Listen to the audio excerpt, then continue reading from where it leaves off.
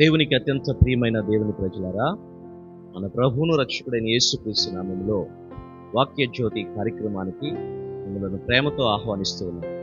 రండి, ఈరోజు దేవుని వాక్యాన్ని ధ్యానం చేద్దాం. కీర్తనల గ్రంథాన్ని గురించి మనము ధ్యానం చేస్తూ ఉన్నాం.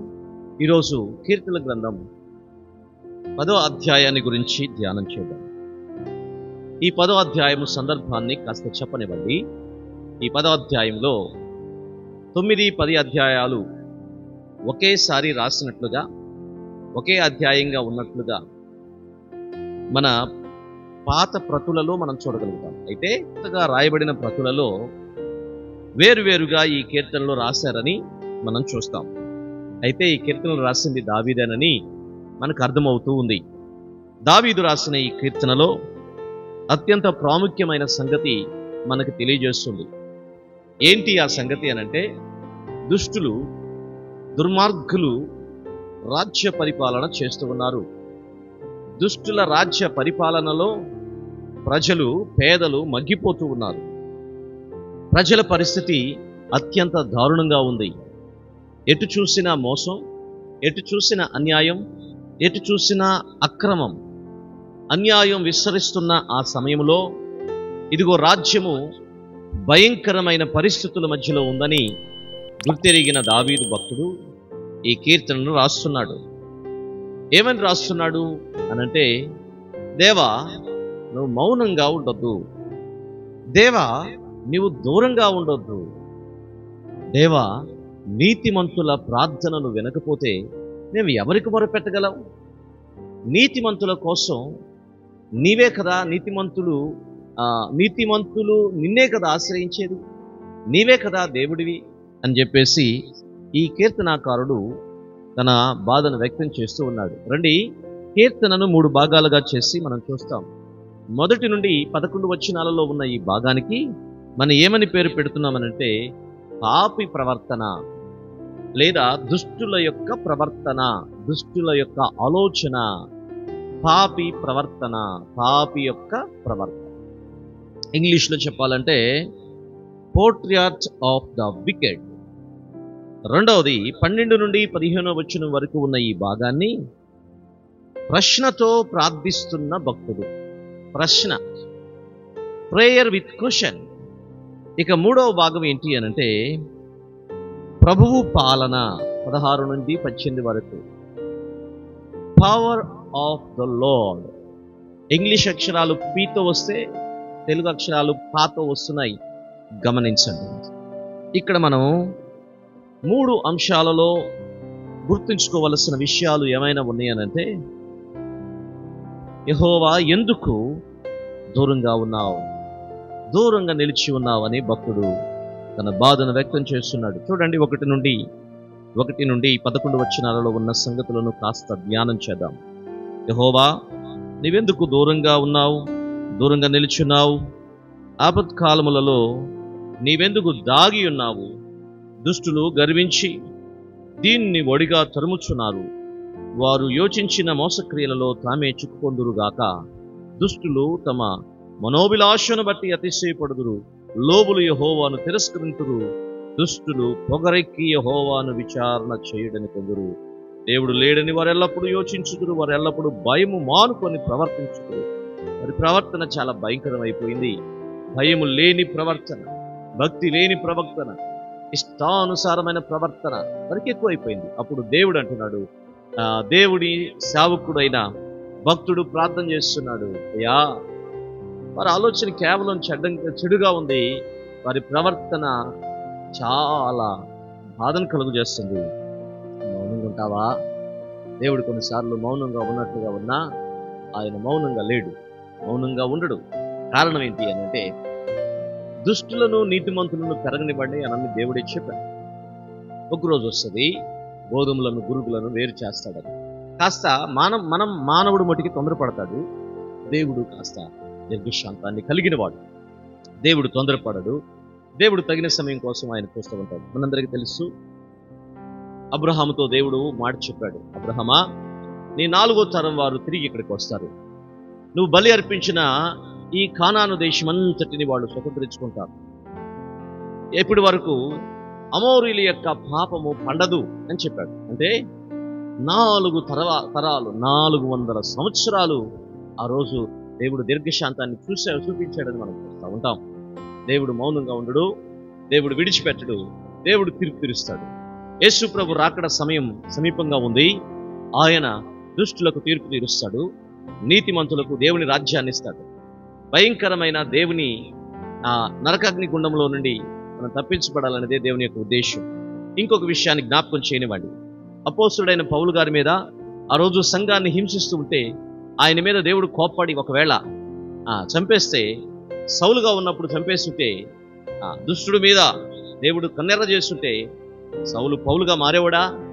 ఇన్ని బైబిల్ గ్రంథాలలో ఉన్న 14 పుస్తకాలను ఆయన రాయగలిగేవాడా? కాబట్టి క్రొత్త నిబంధన క్రీస్తుని ఆధారంగా చేసుకొని ఈరోజు మనము విశ్వాసాన్ని, నిరీక్షణను గొప్పగా పొందుకుంటున్నామంటే దానికి గల కారణం పౌలు కదా, అపోస్తలుడైన పౌలు గారు కదా. కాబట్టి మనము దుష్టులతో నీతిమంతుడు ఒకవేళ కొన్నిసార్లు పెళ్లగించబడతాడేమో, అందుకని పెరగనివ్వండి అంట. విరుగుట కొరకే శత్రువును మట్టుకు దేవుడు ఎప్పుడు విడిచిపెట్టడు, దుర్మార్గులను దుష్టులను ఎప్పుడు దేవుడు మద్దతు ఇవ్వడు.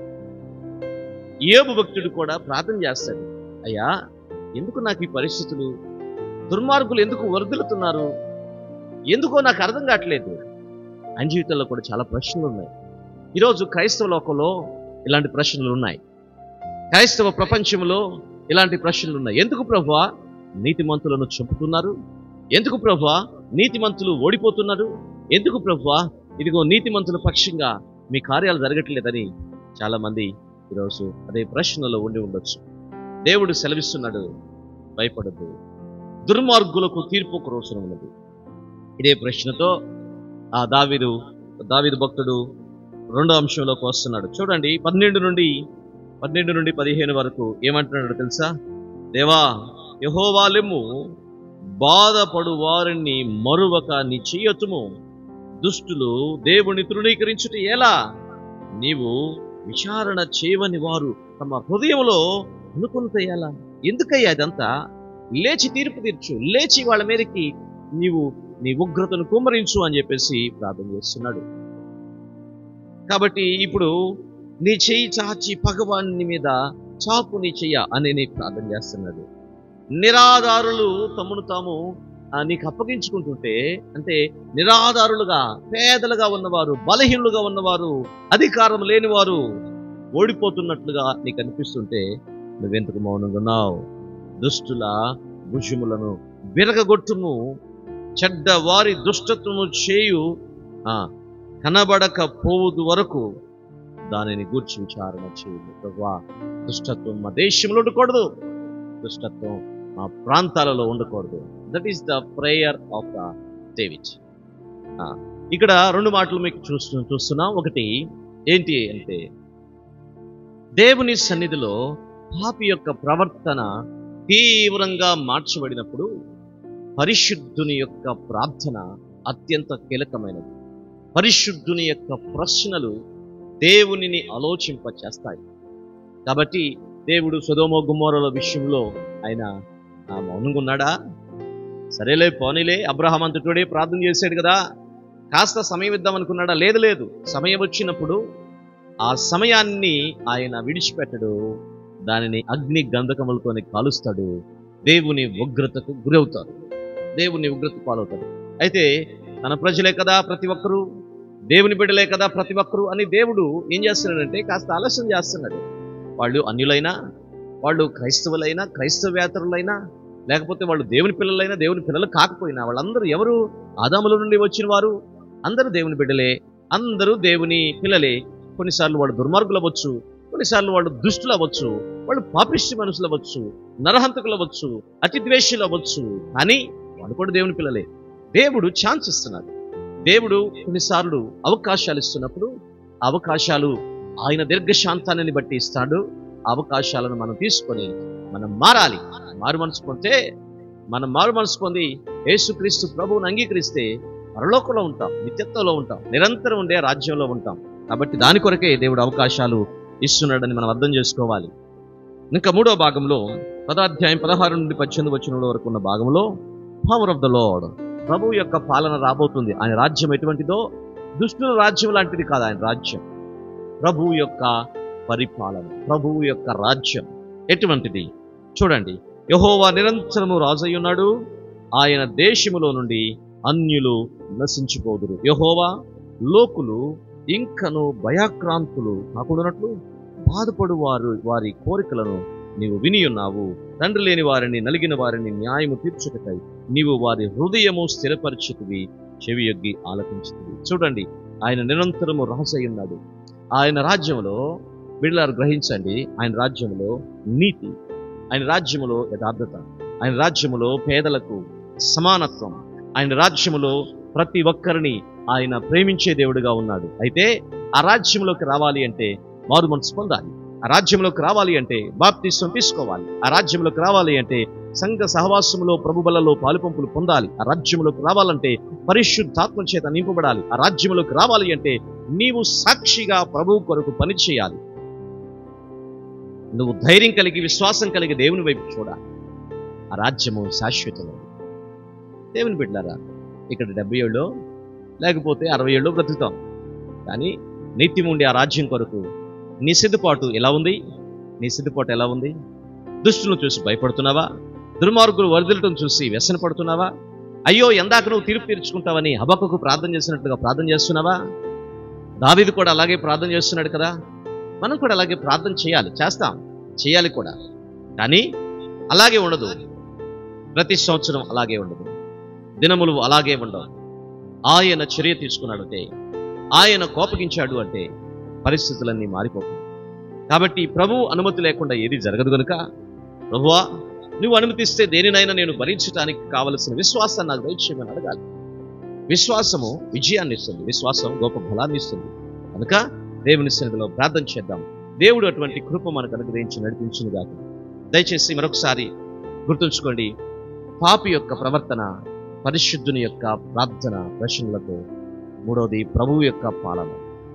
Patriot of the wicked, prayer with the questions, and the power of the Lord's kingdom. రాజ్య పాలన, రాజు. కాబట్టి మనం కూడా దేవుని బిడ్డలారా, ఈ అధ్యాయంలో మనం నేర్చుకోవాల్సింది ఏంటంటే, you must pray in the presence of the lord. నువ్వు ఖచ్చితంగా దేవుని సన్నిధిలో ప్రార్థన చేయాలి. ప్రార్థన చేస్తే ఖచ్చితంగా నువ్వు విజయాన్ని పొందుతావు. కుటుంబం కొరకు, బిడ్డల కొరకు, నీ కొరకు, వ్యక్తిగత జీవితం కొరకు, పరిశుద్ధ జీవితం కొరకు నిత్యం ప్రార్థన చేయండి. దేవుడు మిమ్మల్ని దీవించును గాక. ఆమేన్.